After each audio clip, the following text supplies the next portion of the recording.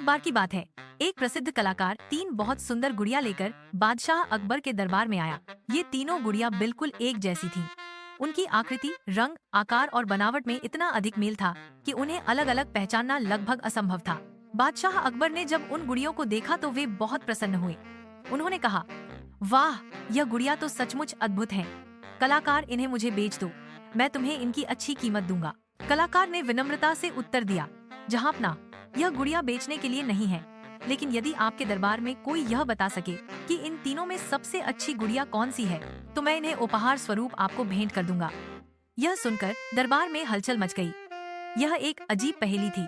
अकबर ने स्वयं गुड़ियों को उठाकर बड़े ध्यान से देखा, लेकिन उन्हें तीनों गुड़ियों में कोई अंतर दिखाई नहीं दिया। फिर एक एक करके दरबारियों ने कोशिश की। प्रत्येक मंत्री ने बहुत बारीकी से निरीक्षण किया।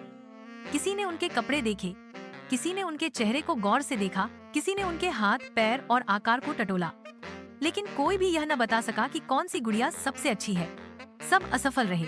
आखिरकार अकबर ने बीरबल को बुलाया और कहा, प्रिय बीरबल, अब तुम ही प्रयास करो। मुझे पूरा विश्वास है कि तुम इस पहेली को अवश्य हल कर लोगे। बीरबल ने झुककर बादशाह को आदर प्रकट किया और गुड़ियों के पास गए।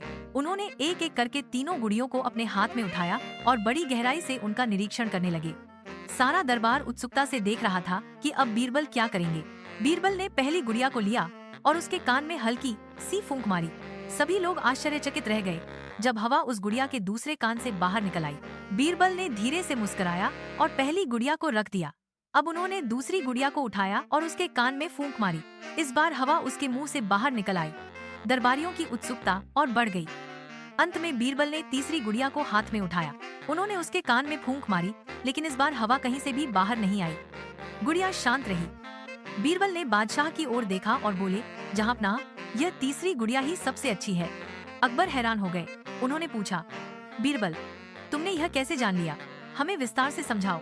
बीरबल ने हाथ जोड़कर समझाया, महाराज, यह तीनों गुड़िया तीन तरह के मनुष्यों का प्रतीक है। पहली गुड़िया उस व्यक्ति की तरह है जो किसी बात को सुनते ही दूसरे कान से बाहर निकाल देता है। ऐसे लोग किसी भी बात को गहराई से समझते ही नहीं और तुरंत भूल जाते हैं।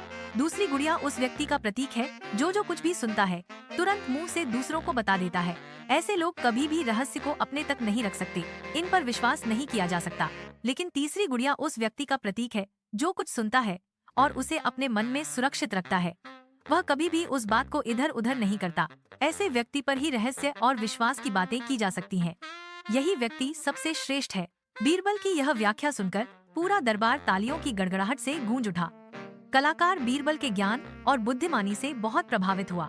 वह बोला, जहांपनाह, मैंने बीरबल के बारे में बहुत सुना था, लेकिन आज अपनी आंखों से देख लिया कि वे कितने बुद्धिमान और चतुर हैं।